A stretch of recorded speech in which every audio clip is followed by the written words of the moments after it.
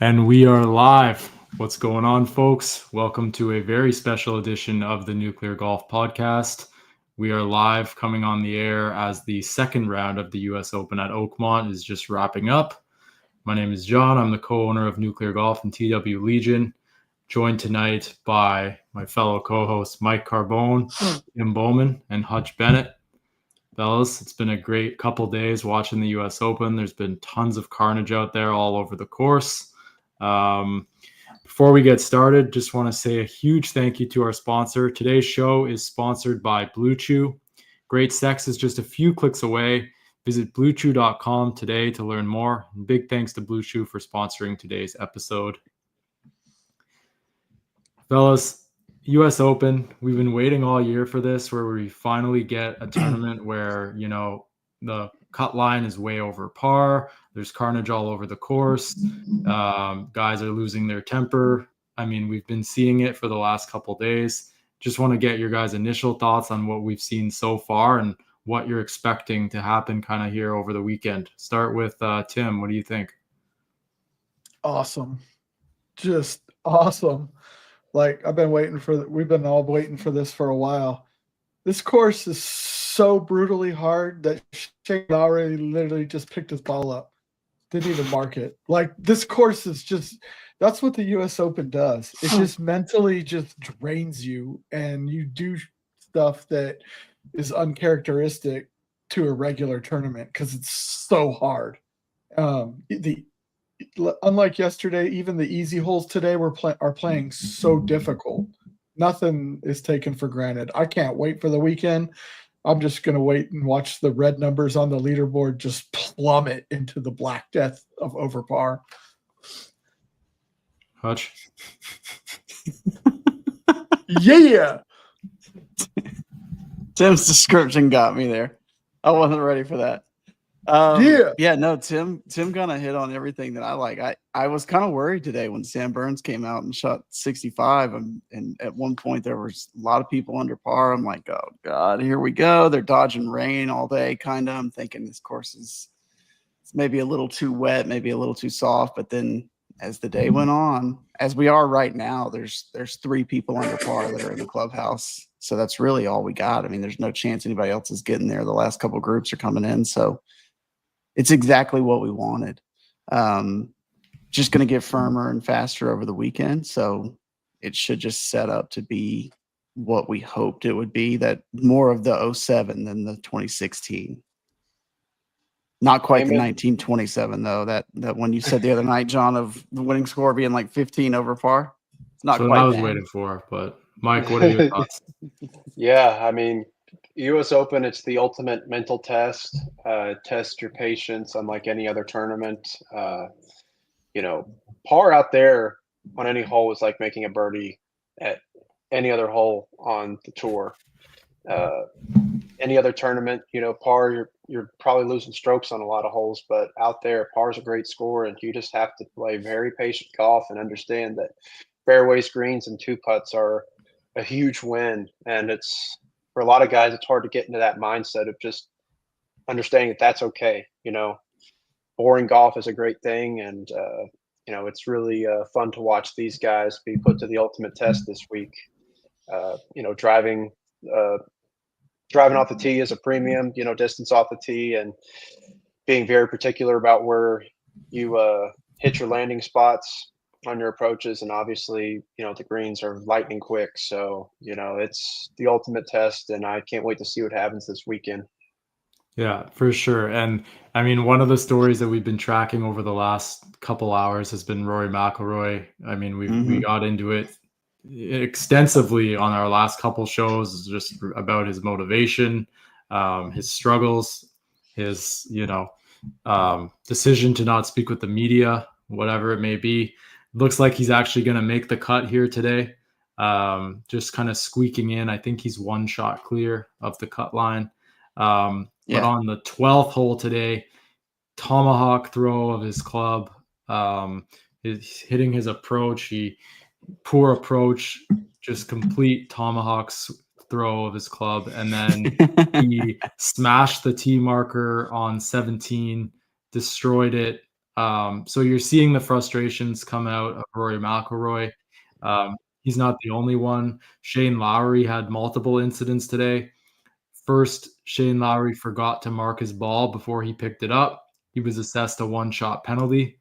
And then after that, he was actually caught on a hot mic saying, F this place. I think he said F this place 2 or 3 times. But then That's what we love. Yeah, we love it. At the end of the round, Rory and Lowry, who were playing with each other, were all smiles coming off the green. So can laugh about it after. Yeah. But Oakmont is getting guys, right? They're getting the best players. Conditions.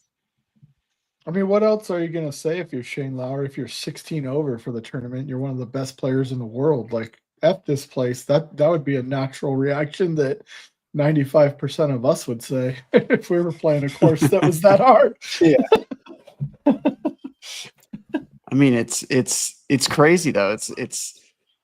I just keep going back to it's everything that we wanted, right? Like, this is why I love the U.S. Open. This is why it's my favorite major, because of stuff like this. And par is a great score. Bogeys are not killers. It's all about keeping the doubles and triples off your card. We did check, right? We did check because going into this, we had somebody set the over under at the highest round being at like 90, 91, something like that.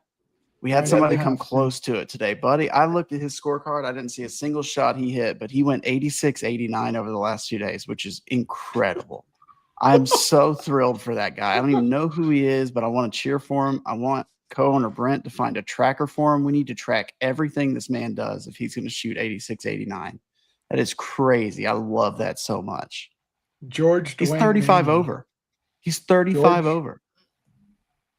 George Dwayne Maney. That's an incredible name. That's my guy. Yeah. That's a 35 over par name. Yeah. It's got 35 letters in it. Phil just wrapped up his round, 2 straight 74s, 8 over. He's going to miss the cut. Oh, darn. Tim is very, very disappointed. Yeah, he looks. We're obviously tracking the leaders as well, right? Sam Burns shot 5 under 65 today to vault up to the top. He's 3 under par for the tournament. He's got a 1-shot lead over JJ Spawn, who had the overnight lead after round 1. Shot 66 on Thursday. Followed it up today with a 72, 2 over 72. So he's 1 shot back, and then there's 3 guys under par for the tournament. That's the storyline here. 3 under is the lead. There's nothing more that we would want, right? Victor Hovland is 1 under par. He shot 68 today. Yeah, 2 under 68. And Ben Griffin, this guy just will not go away. 1 over today. He's even par for the tournament. T4. But here's a stat courtesy of Justin Ray. Making his U.S. Open debut, Francis Ouimet in 1913 is the last player to win in his U.S. Open debut. So if Ben Griffin, best friend, if Ben Griffin goes on to win this tournament, he'll be the run history. Of Ben Griffin continues over 100-year-old history if he can go on to win. Ben Griffin is the Gen Z Matt Kuchar. You heard it here first, bro. No, he's on a Jeremy Lin run right now. Like, I know, but this guy is going to be. He's going to set the PGA Tour record for top 10s. He can aspire to have as many top 10s as John Rahm has on Live every tournament. Every tournament.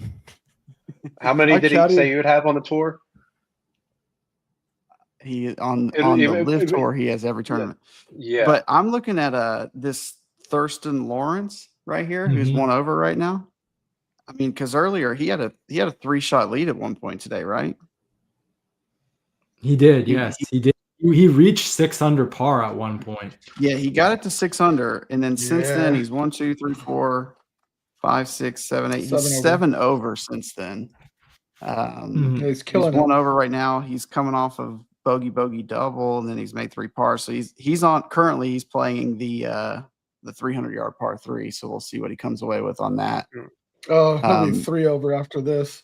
That's a long one. That's And a he's got long one. I'm 9 trying to keep up with where he's at. And he's got 9 to play. That hole's just as hard as 8, if you ask me. Fellas, how about Brooks Koepka? He's found his He's way back. into the top 10 this week so far. He's T8. Didn't have his best. He shot 4 over today, 74. He's 2 over par for the tournament. Always seems to just kind of arrive at these big moments, whether it's the PGA or the US Open. We did learn this week. I guess, did we talk about it on Wednesday's show? Just kind of what he was talking about with regards to being a tough person to be around after missing the cut at the season's first 2 major championships. He said he apologized to his wife, his child, his family, like his coach, everyone, right?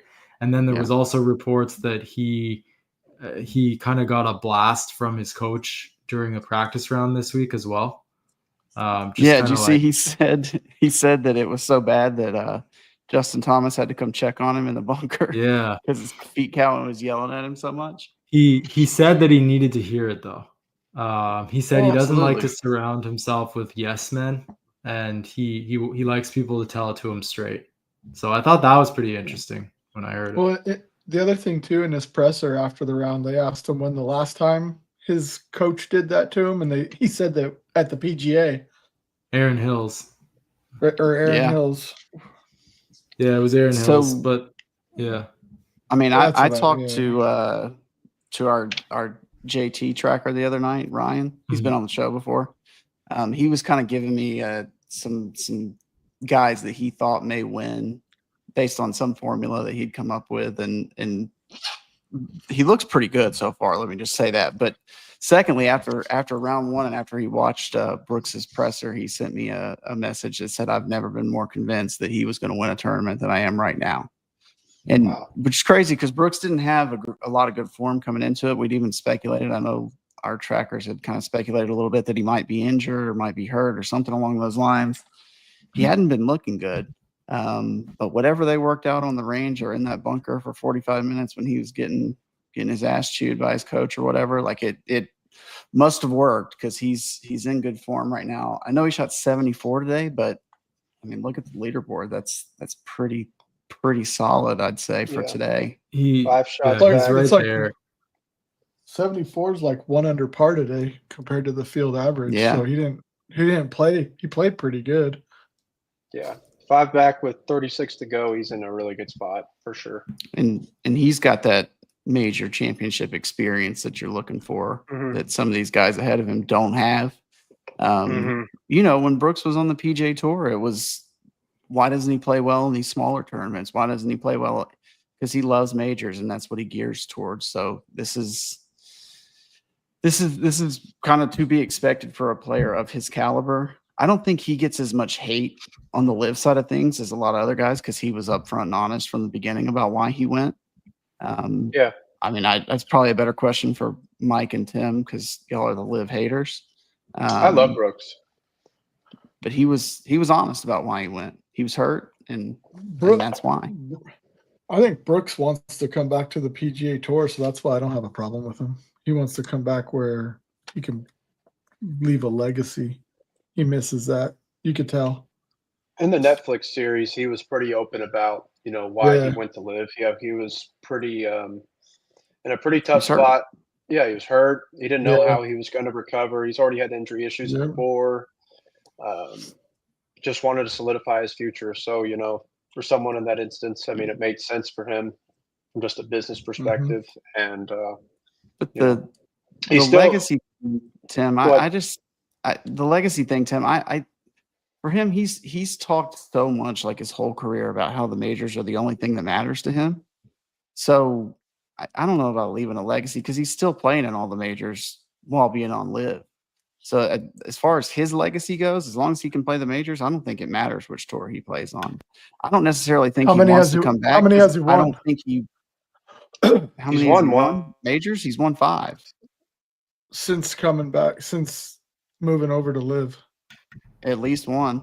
One. I But- believe. One, the PGA, but- one.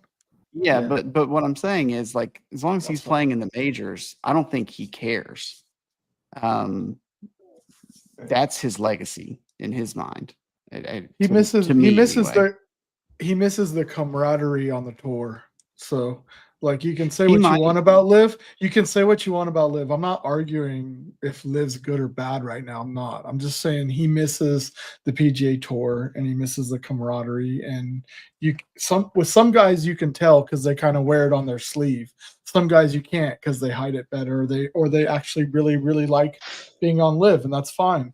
But Brooks misses the boys. He misses like being with the boys and doing all that extracurricular stuff they do after or before tournaments.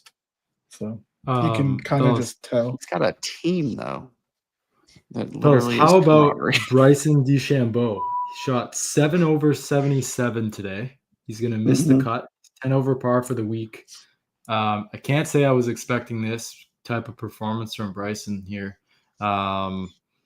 It happens, I guess, right? It happens. It's a tough golf course, and he just didn't have his best this week, and move on, and it is what it is. Apparently, Bryson is on the range after missing the cut, so searching for something out there. There were multiple instances today while he was playing where he took what the announcers and what I thought to be too aggressive of a line, and tried to do a little too much with playing out of the rough, and it ultimately cost him. But again, like I hate to keep going back to this, but Ryan, JT Tracker, told me straight up going into this week, Bryson had no chance. None at all. He said his wing foot strategy is not going to work here. He can't do it, and he's spraying it a little bit too much off the tee. So it's how we ended up where we are. The other thing too about that was I told some of the other guys I do a golf pool with that he hasn't been hitting his irons good for a while. And so if you're going to hit the ball in that 6-inch rough or 5-inch rough and you're not confident in hitting your irons, you're going to struggle. I just didn't think this was a good setup for Bryson because you top it off, the greens are ridiculous and he's not the best putter in the world, but I thought with Ryan, I didn't touch him in anything. I didn't think he was going to make the cut either. Just want to take a moment here to welcome in Courtney Spitz. Courtney, what's going on, man? You've been away for a little bit here. Yeah, I have, man. It's, life, trying to coach baseball and, raise the kids. So glad to be on tonight. Glad to join you boys. You guys have been killing it without me. So keep up the good work. We missed Courtney, but he's back. Not too many people usually say that. Yeah, it's all good. I got you, baby. Don't worry about it. Missed cuts this week, so obviously we said Bryson, but Ludwig also missed the cut. Joaquin Niemann, JT, Sepp Straka, Shane Lowry. Looks like Phil Mickelson is going to miss the cut.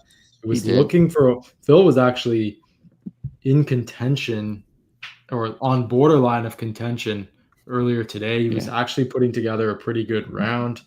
He was only 1 over par today through 9 holes, and then ended up going double on 15 today, double on 17 today.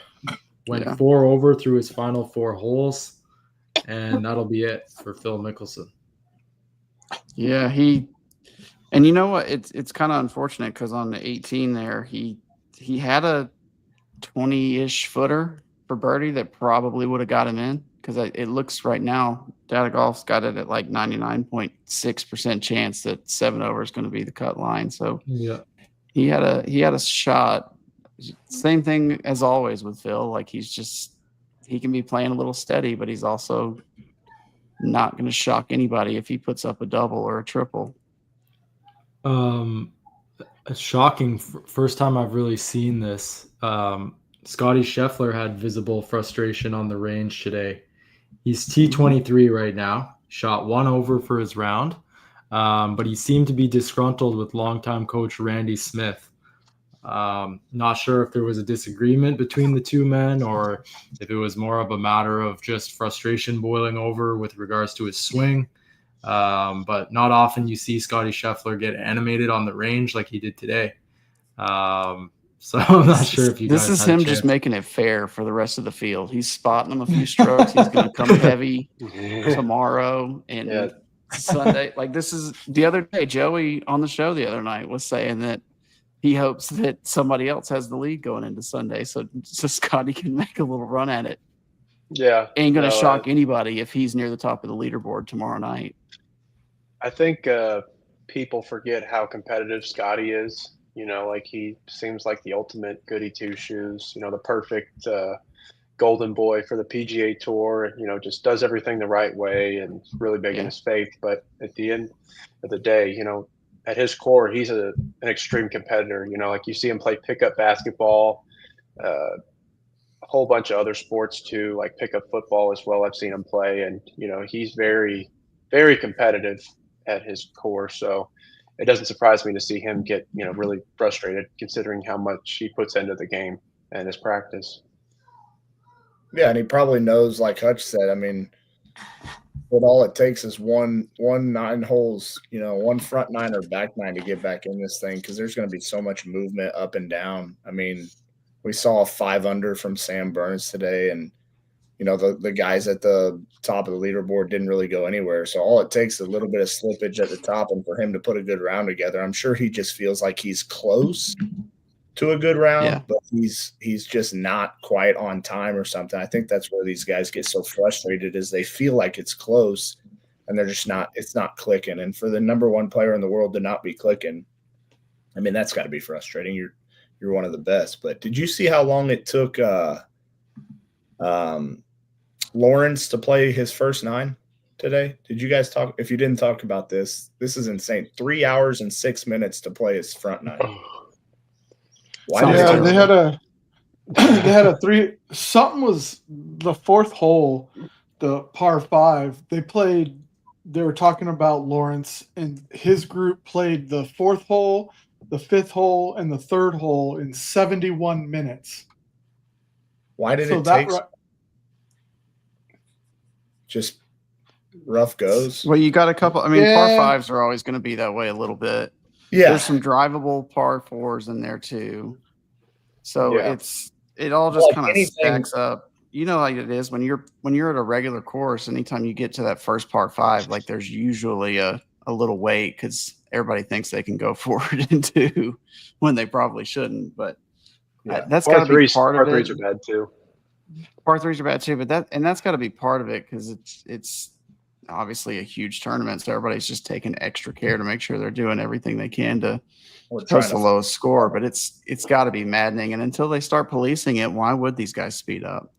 I mean, 3 hours. So you start handing out penalty strokes. What are they going to do? I also think.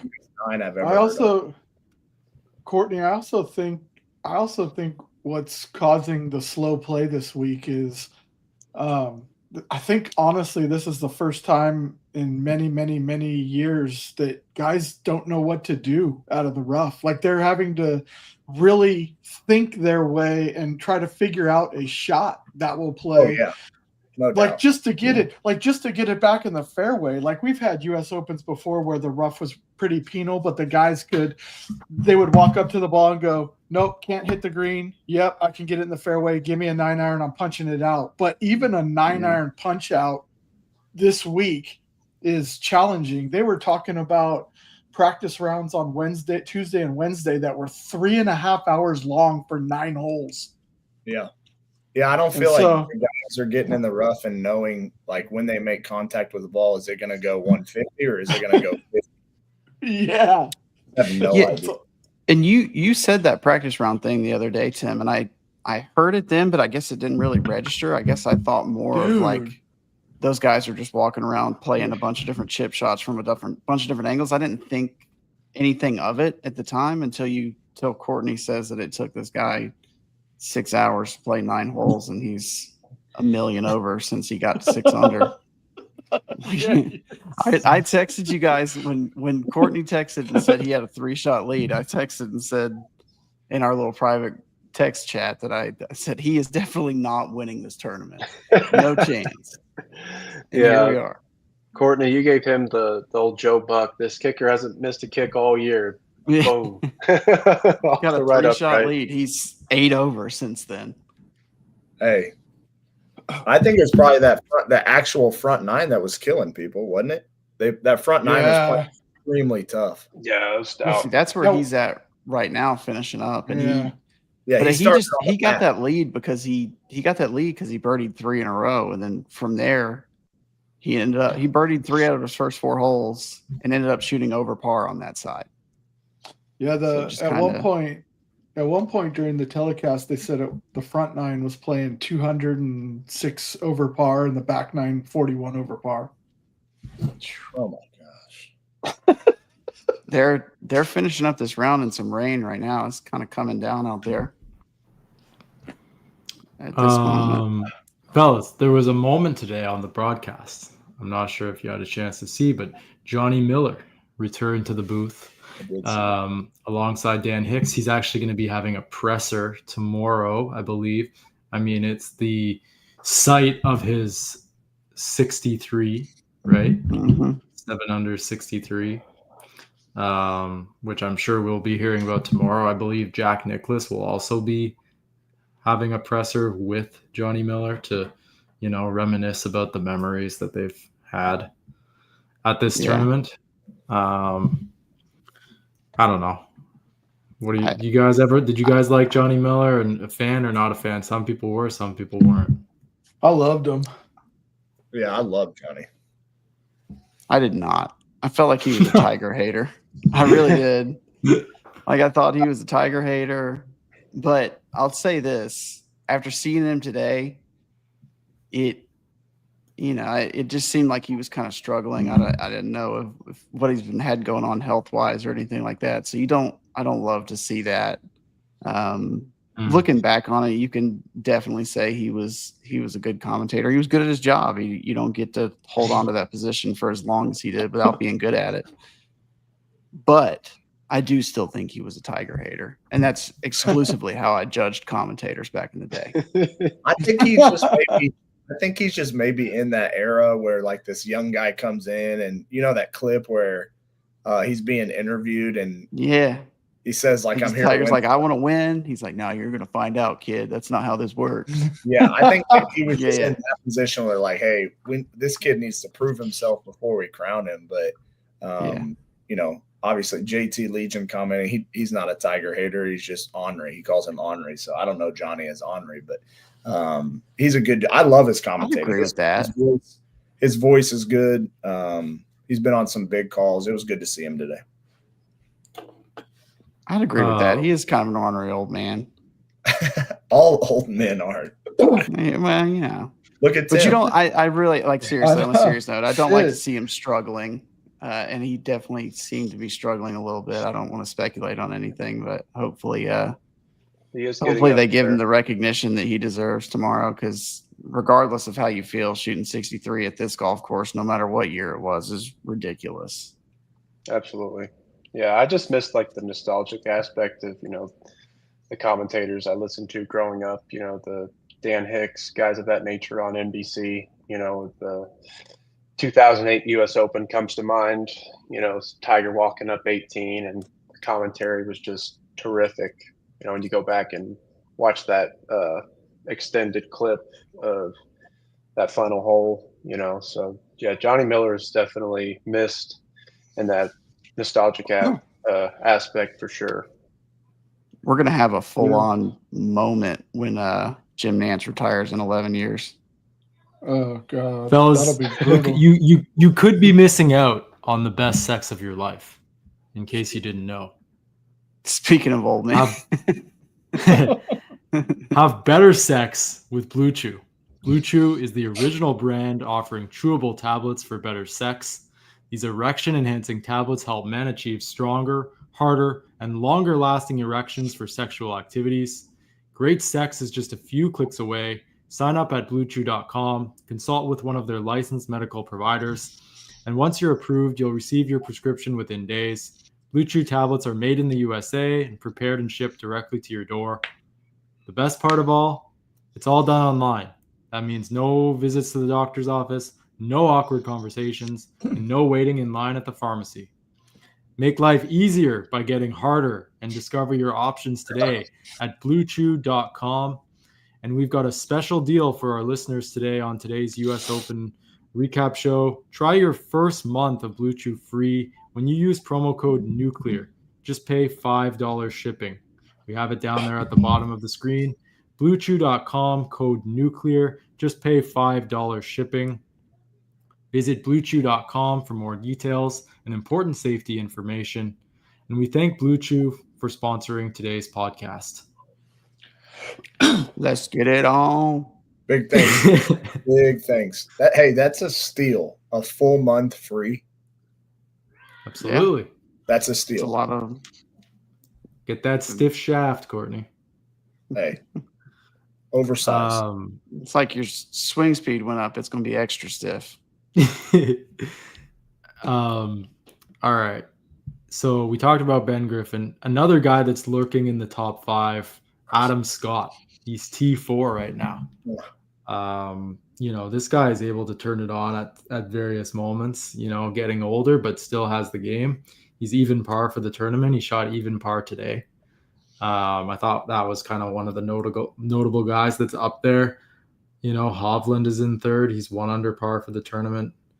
After that, we go way down the line. I mean, there's 3 guys under par, like I said earlier. After that, a couple guys at even. Everyone after that is over par. We talked a lot on Wednesday's show about the expectations for this week, where we thought scoring was going to be. Is this kind of right where you guys expected it to be, or has it been a little bit easier, a little bit harder, or just kind of right where we thought? Start with Tim. It's pretty close to where I thought it would be. I figured even at opens that I don't think are as difficult as this one, guys come out of nowhere the first day and shoot good scores, a couple 3 under par. So, and then today at one point yesterday, there were 22 guys under par, and now there's 3. So this is exactly how I think the US Open setup was going to go, or we were hoping the hype would be like this, and it's just hard out there. Yeah. Yeah, it's I agree with you, Tim. It's what we hoped for, right? Like, we didn't know for sure. The weather kind of looked like it might rain a little bit. It's pouring right now on the coverage, but luckily it held off for most of the day. This is what we hoped for. Hopefully it kind of continues this trend. There's not a ton of rain. Hopefully tonight gets firmer, gets faster, gets firmer. Shout out Blue Chew. By the end of this, hopefully the winning score is 5 over par, 6 over par, something like that. That would be incredible. We're actually going to bring in Lyle in a second here from Tracking Kepka. He's got some more insights on Brooks's round so far this week. Just wanted to make a note. Have not seen a transcript come across the wire yet for Rory McIlroy. So I'm not sure if he's speaking to the media. He skipped out speaking yesterday, and I'm not sure if he's speaking today, because normally these transcripts, they pop up. He finished late, and he's going to have an early tee time tomorrow, so he probably skipped it to go home. Maybe he is speaking, but it is not uploaded to this point. So we'll keep an eye on that. Not sure if he's spoken yet or not. I haven't seen any quotes coming through on anything, so we'll see. But without further ado, we're going to bring in Lyle from Tracking Kepka. So let me add him in here. Hey, Lyle, can you hear us? Yeah, I can. Can you hear me? We can. Yeah. How you doing tonight, man? Pretty good. How are all of you doing? Oh, we're doing great. US Open. There's nothing better. Yeah, that's true. Let's talk about your boy Brooksy. He always seems to show up at the majors, and he's in the top 10 once again. And 36 of the last 40 US Open champions have been in the top 10 after the first 2 rounds. What are your thoughts on Brooks's week so far, and your expectations this weekend, Lyle? Well, first of all, thanks for having me. But yeah, I mean, after round 1, I was just thinking like this could be another major. I mean, he's already had 5, but obviously like getting to 6, he'd leapfrog Rory, like not to look too far ahead, but I didn't really see it coming. I knew he had it in him because a lot of people were saying like, is he washed? What's going on? But to come out and shoot 2 under in round 1, I thought was big. 4 over today, not great, but I mean it was playing a lot harder today, so it's not the best, but not the worst. I think obviously a good round tomorrow is needed to have a chance on Sunday, but like, I mean, I'm really happy because to be contending and playing this well in the U.S. Open, which he's done before, obviously won in 2017 and 2018, but to do it in 2025 when a lot of people didn't think he'd even have a chance at contending, I think it's great, and I'm excited to see how we'll do this weekend. Yeah, Lyle, I know you guys had kind of floated, and we talked about it last time you were on. By the way, future superstar here, Lyle. But the injury thing, how did that come about? Where did, where are we at on that? Do we think he's not hurt, or was he hurt and just got better, or what happened? A lot of people were speculating about that. There wasn't a whole lot of like actual proof about anything. I don't know. I think, like I mentioned last time I was on here, one of you did, I think it was John, having the baby might be an impact. I'm not sure there's an injury, but this week it seems like he looks totally back to normal to me. So if anything was there, I think it's gone now. But I mean, yeah, he missed the cut in the Masters and PGA Championship, so I didn't have super high expectations at all. But like this year has been rough so far. I mean, even in the Live Virginia, which obviously isn't the same as a major, but he finished tied 33rd, so there pretty wasn't close even to a a whole lot major. of momentum. Major disappointment.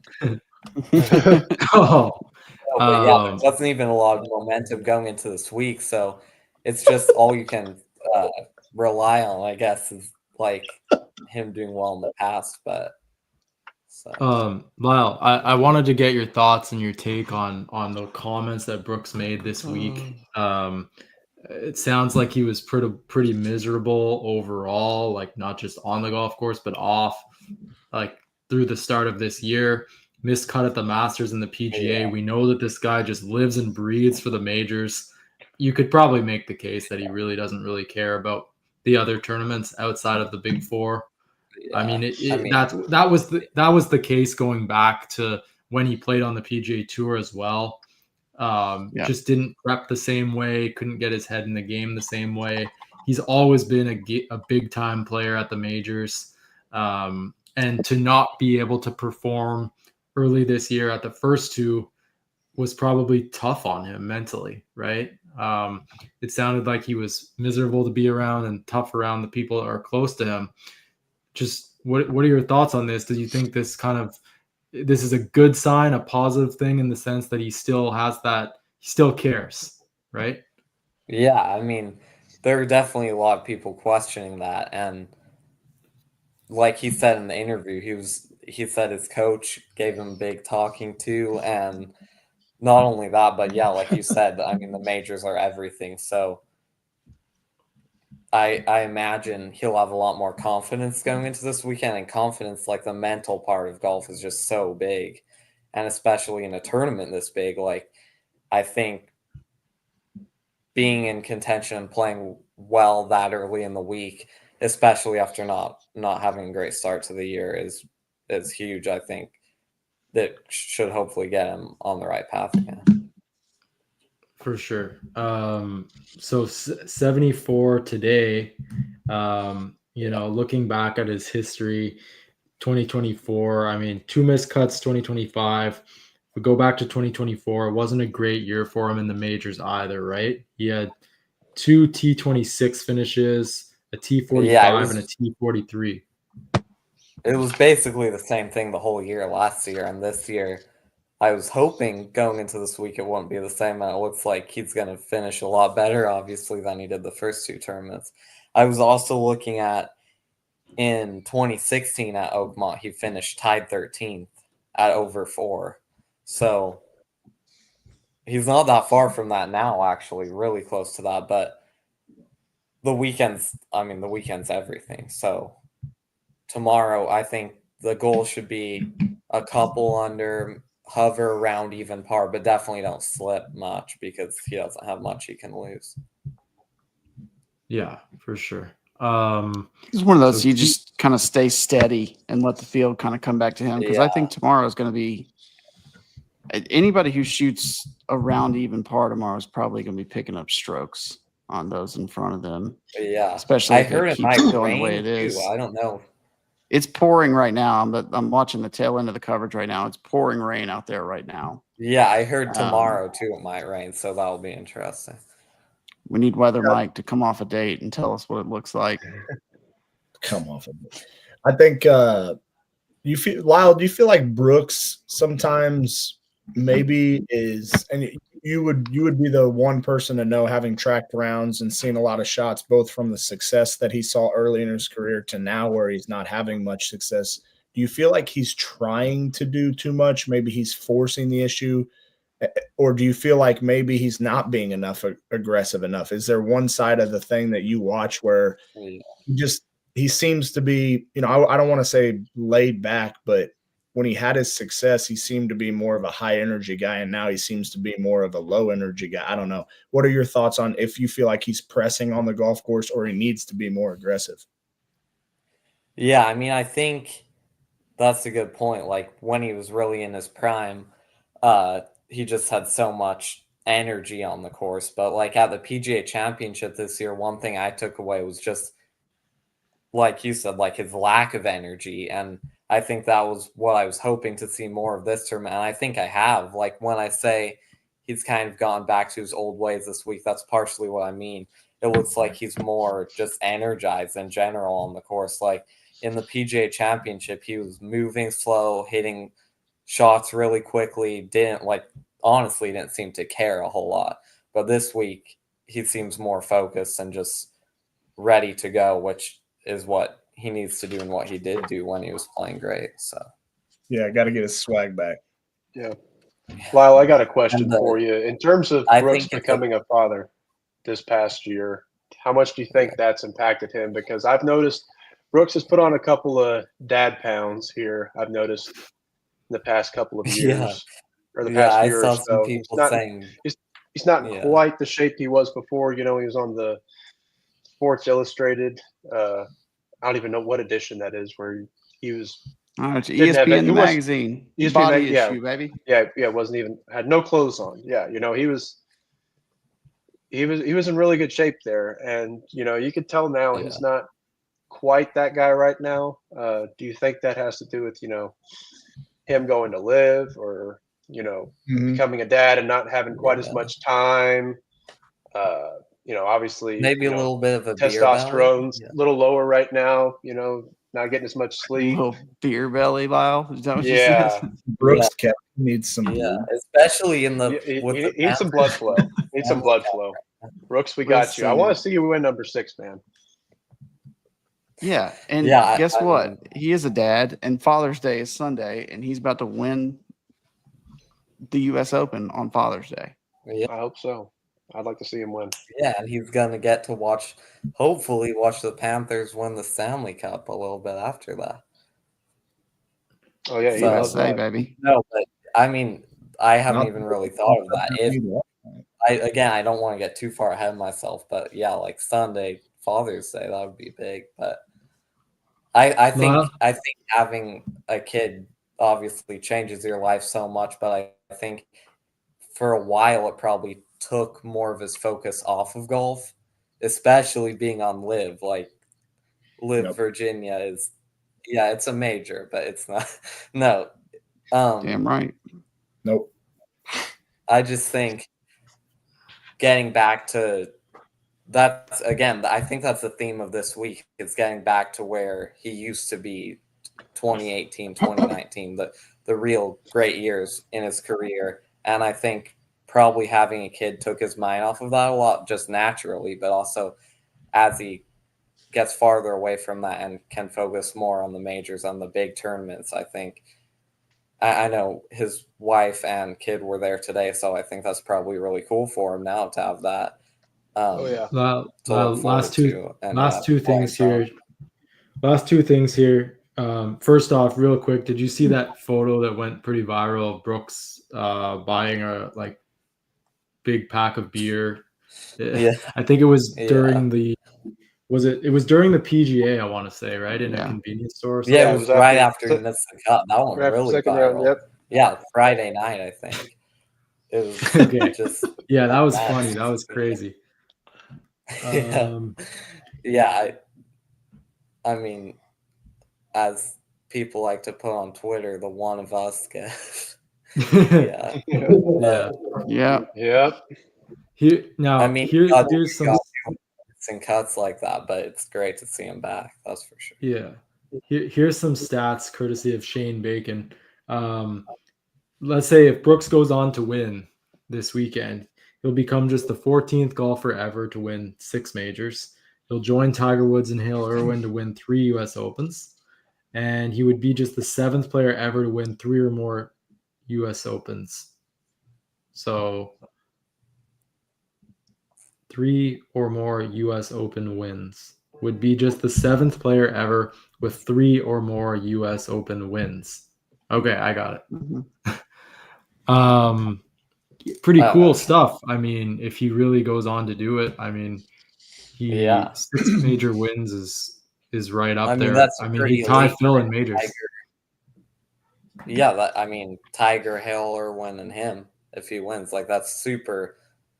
You've got to be really good to get in that category. So, and I think obviously his last U.S. Open one was 2018. It doesn't feel like it, but that was 7 years ago at this point. So to do it now would be even more impressive. So, I mean, we'll see what he has in store, but I think he's in a good position to make a run tomorrow and have a chance on Sunday. Absolutely. Lyle, it's been awesome having you on. We always appreciate your insights about Brooks. Good luck with tracking. Tell everyone where they can follow you to track Brooks's routes. Yeah, you can follow me at Tracking Kepka. I'll be all over it this weekend, so I'm excited to track. Awesome, buddy. Thanks so much for coming on. Me. Hope you enjoy the last 2 rounds here this weekend. See ya. Thanks, Lyle. Good luck, man. Take it See easy. you, Lyle. Go Brooks. Thanks, you too. Go shine. Yeah. And there goes Lyle. Always fun having Lyle on our show. Gives great insight about Brooks. You guys ever keep up with the tracking tweets on X when we're following along? I do. Yeah, absolutely. If I want to find somebody specifically, I go straight to that's the first thing I look for. Like if I'm just gazing at a leaderboard, but if I'm out of the action and I can't be watching the tournament, but I want to see exactly how Rory's doing, I'm not going to scroll a leaderboard and try. I'm just going to go I'll find their tracking page. I can get that information. Oh, Thielen. Yeah, I like going on X and seeing the trackers' tweets too, just because it gives you a better picture of what's actually happening. Whereas, you just pull up the leaderboard on the PGA app, it's tells you the score, but it doesn't really tell you the whole story. Is somebody hitting the ball well, and they're just a couple things aren't going their way, or are they just completely off? And that's kind of the beauty in tracking is, if you're not by a television set, it's a real good way to keep up with what's going on. We miss John tracking though. That's what we need. Yeah, which means we John, need Tiger back. Yeah, John doesn't need to be on here. He needs to be tracking Tiger here soon. Yeah. Yeah, I don't know when PNC will be before you know it, boys. The Open, he's already preparing. Is he going to be a captain's pick at the Ryder Cup this year? Hell yeah, that would be awesome. Dude, imagine that. Tiger first tee at Bethpage Black. Oh my God. It'd be lit. I wouldn't put too much money on that one. Yeah, I don't see it, but that'd be pretty sick. A man could dream. I just bought a Tiger sign Bethpage Black flag, so I'm excited to put that up in the office and be able to show you guys in future episodes. That's pretty sweet. yeah, I'm excited. You for know, when players start to get a little bit older in their careers, do we when they start to struggle, we always think there's like some kind of injury or something behind it. I've never understood why that was.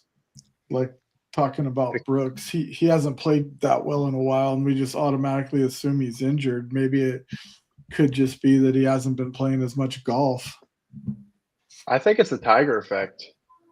Yeah, Honestly, I would agree. I think you know, we're whenever, you know, Tiger grimaces a little bit, or, you know, some rumbling comes out, you know, we just automatically assume Tiger's off a little bit, you know, or the ball speed's down. We automatically assume, oh, is it back? Is it his knee? Yeah. You know, so I don't know. For some guys, it probably is a built-in excuse.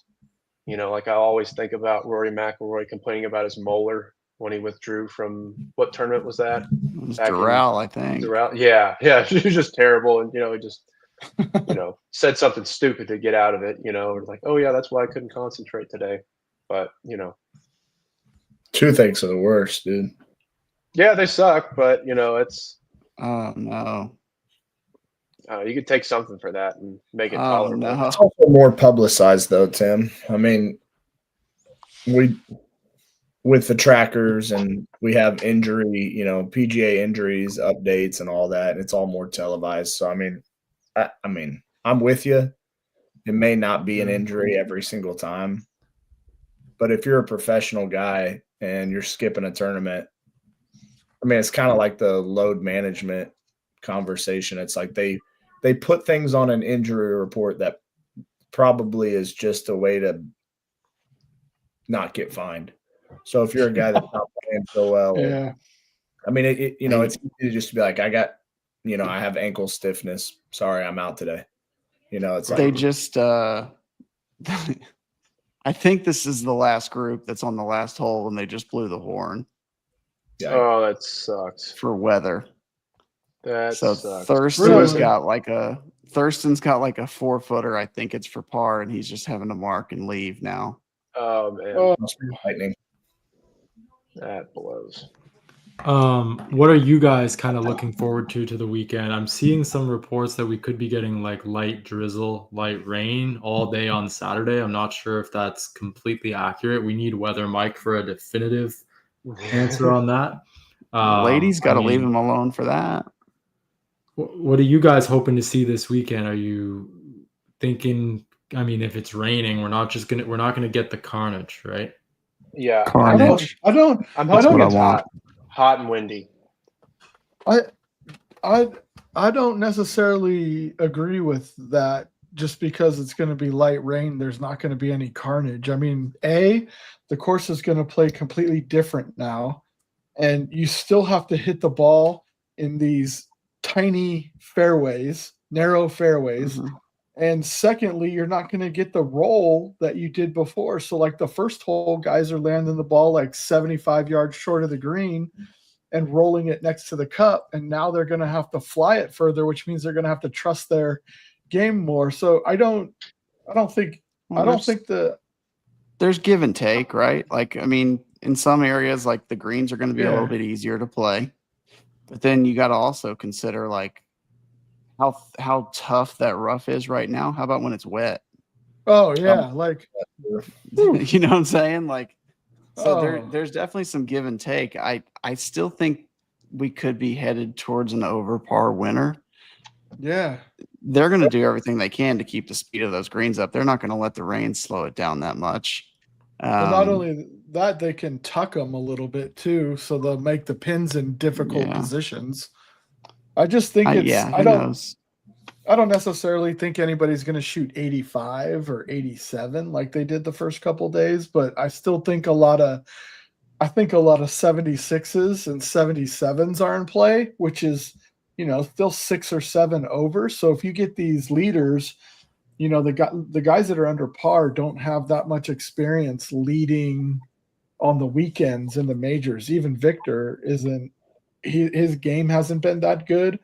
So for him to be in contention at a major, there's going to be a lot of nerves And like Hutch, like I agree with Hutch, man. You hit the ball in that rough and it's wet, guys can hit shank shots just as easy.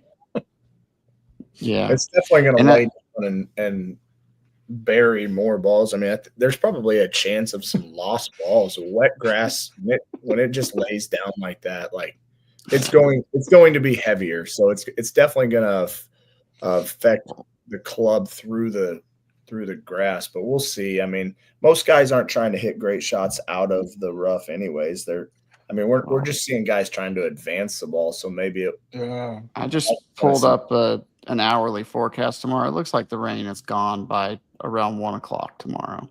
1 Okay. p.m. So 1 p.m. Yeah, I mean, after that, you're down around 30% chance for most of each hour the rest of the day. What time do the So- leaders be off tomorrow? I guess it's going to depend if there's a delay. I mean, they didn't get to finish this round. It's going to be too dark to finish this round by the time the weather delay is over. So they'll have to come back in the morning and do that. You could be, I don't know what, like 1:30. What's traditional, John? 1:30, 2 o'clock, something like that. Like 2, just after 2, I think. So- One guy though to keep an eye on is Victor Hovland. Rick Run Good over on X posted about the strokes gained around the green, 4.1 plus 4.1 strokes around the green gain today. By far the best round of his career. His previous best was plus 2.90. Victor Hovland sits in solo third, I believe, right now. At 1 under par for the tournament, he's 2 shots back. What are you expecting from Hovland this weekend? Man, I don't know. Yeah. It's been a while since he's been up there. Like, he's just a coin toss right now in my mind. I honestly, the outcome I'm looking from everybody is play even par golf. Like, I don't think anybody's going to go out there and do what Sam Burns did today and shoot 65 again. I mean, that's what's so weird about this tournament so far is there's a couple of rounds out there where somebody scored pretty darn good and, shot in the mid 60s and then everybody else is mid 70s. So it's like there's an opportunity out there, but I think if Victor goes out and shoots even or 1 under, he's got a chance to be in the final group come Sunday. So it seems like those guys should be able to do that. He's currently right now 4th in strokes gained short game. That's that, which is, as he's said before, his short game, in his own words, sucks. Yeah. So it's ultimately it'll come down to that because you're going to miss greens and you're going to end up in some weird spots out there. So ultimately, I think it'll come down to that. If his short game stays strong like it has been, then he could very well win the thing. If it doesn't, if he kind of regresses back to the mean or what he's used to, then we might see him fall off a little bit. Yeah. I think that'll be ultimately what it comes down to. He's got the I think talent, though. Nobody's going to be Yeah. shocked if he wins. He's got the talent for sure. That's what I was going to say, Hutch. He's definitely got the pedigree to get it done for sure. I mean, if you got to see him play at the college level, you knew he was different at Oklahoma State. And, he puts a lot into his game. He's gotten a lot stronger as well. He's really big into fitness too. And I think that's such a big element in today's game.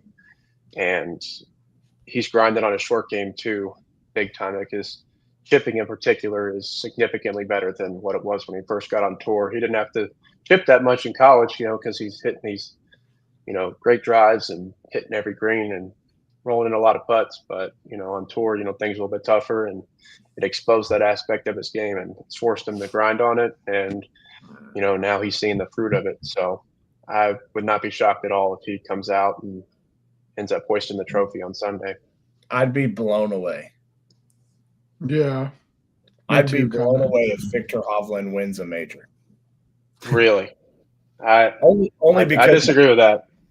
Only because it hasn't been consistent enough. Like, if you look at the guys at the top of the leaderboard, like Spawn, he hasn't won yet, but he's been really consistent the last 2 or 3 big-time tournaments, a couple majors. Are you telling me that JJ Spawn's a better player than Victor Hovland? Come on. No, those words never came out of my mouth, but he's playing better golf. He is playing better golf. So just Listen, because it's Victor Hovland, though, we're talking about. Okay, He's I actually won big tournaments. I agree think- with that. But we have to be in the now. We can't just look at the past and be like, oh man, remember in 2023 when Victor Hovland finished second? He's got the pedigree to do it. He can win. Like, let's look at the guys who are playing great golf over the last 4 weeks, 6 weeks, and say, why aren't those guys capable of winning? Why is JJ Spawn any less capable of winning than Victor Hovland? Because I'm not saying Victor's he's- potential is up here Yeah. and JJ Spawn's right here. Then why is JJ Spawn playing better golf? He's playing better Well, it's golf right 2 now. Doesn't mean rounds. it's better potential. No, Hutch. It's JJ was in the contention at the PGA, wasn't he? At the Players. At the Players. Got second at Yeah. the Players. So it's not just one round. He's playing great golf over the last month. Victor Hovland has just come up from the depths of the sea. He has not been playing great golf. I agree with Courtney on this major in particular, like not a career or anything, Mike. Like, I think Victor Hovland could win a major in his career. I would be really surprised if he won this week, just because he hasn't been in form for a while, and now he's asked to do it at the pressure of the U.S. Open, which is literally one of the hardest golf tournaments to win. I think that would surprise me. I'm not saying he can't get it done. He could get it done, but I would be really surprised if he won this week, because he hasn't been. If you ask me 4 years from now, can he win a major and he's contending all the time? Absolutely, he could win a major. He's got the talent to do so. I would be surprised if he wins this week. Completely. But here's my thing. Victor Hovland's actually won a tournament this year. He's won this year. JJ Spawn hasn't. Right. I'm not saying that Victor Hovland can't win. I'm just saying, based on the consistency of his game, I would be more shocked if he won the tournament than I would if JJ won the tournament. If JJ won, that's crazy. Why is that Yeah. crazy? That's crazy. That's crazy, I think. So I mean, you Yeah, just look at, you look at 6 months plus back and say, just because a guy had shown, like, basically you think Brooks Koepka should win the tournament over anybody because he's won more majors. I just think that experience plays so much into this, and I think Victor's been thrown into that fire a few more times than JJ Spawn has. Victor's still 14th in the world. JJ Spawn's not. He's I know 25th. that. I'm not, again, the rankings in the world have a lot to do with the past. They're not the present, as in, how is he playing right now?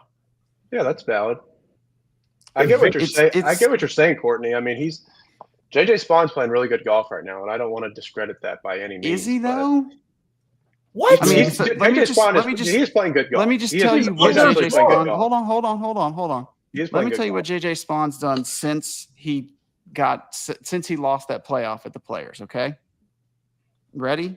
He missed the cut the next week at Texas Children's Houston Open. He got 50th at the Masters, 42nd at the RBC Heritage, 17th at the Truist, 37th at the PGA Championship, 6th at the Charles Schwab, and then he missed a cut at the Memorial.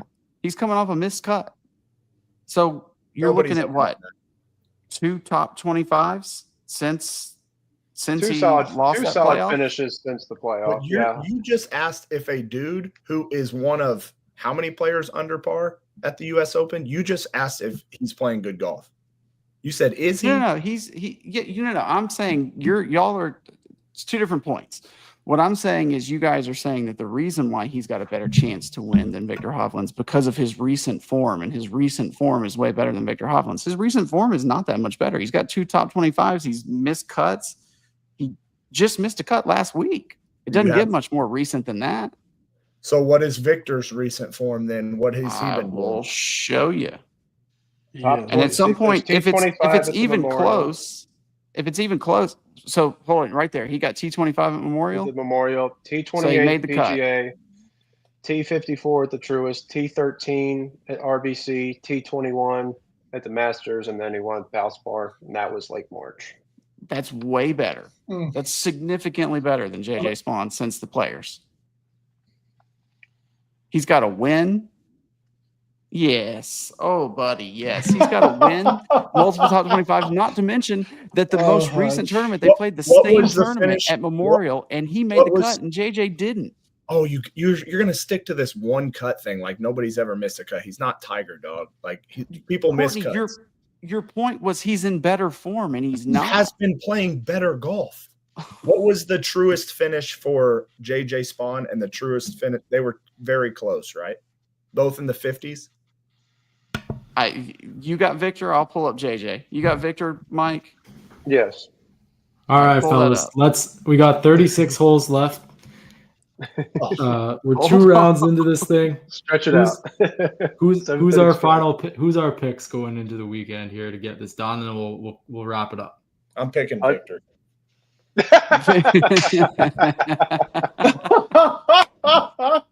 Legendary. Give me Brooks Koepka. Brooks Koepka. Oh man, I was gonna take it much. Shit. Let me be different now. Let me be different. Shoot. I'll go with the best swing out there, Adam Scott.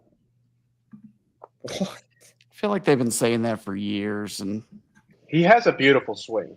he does, but it just A doesn't. beautiful swing. It's just he putts with a stripper pole. That's the problem. Fellas, I'm going with Ben Griffin. There we This go. guy's just been playing. Gen Z Matt consistent Kuchar. Let's go. I'll take JJ Spawn. ball. At the end of the Good day, Lord. fellas, 2 rounds left. There's 3 players under par. There's 151 players over par. We've got a U.S. Open on our hands, and we can't wait to be back on Sunday afternoon. We'll be live. Father's Day on Sunday as well, but we'll be taking you guys through the closing holes at Oakmont like we always do at the majors, and we hope you guys will tune in then. It's been an awesome going with- show. Yeah. I'm going with Jason Day. He shot 67 right. today. Like it. Hear you. As always, you can find our show on Apple Podcasts, Spotify, and Amazon Music. We're live on X and on YouTube. Once again, huge thanks to Blue Chew for sponsoring today's episode. Visit bluechew.com today to learn more. Use promo code Nuclr, NUCLR. Just pay $5 shipping. Free month. Blue Chew free. Just use promo code Nuclr, NUCLR. And thanks, guys. And we will see you all on Sunday for Watch our along, live baby. Back 9 reaction show. Later.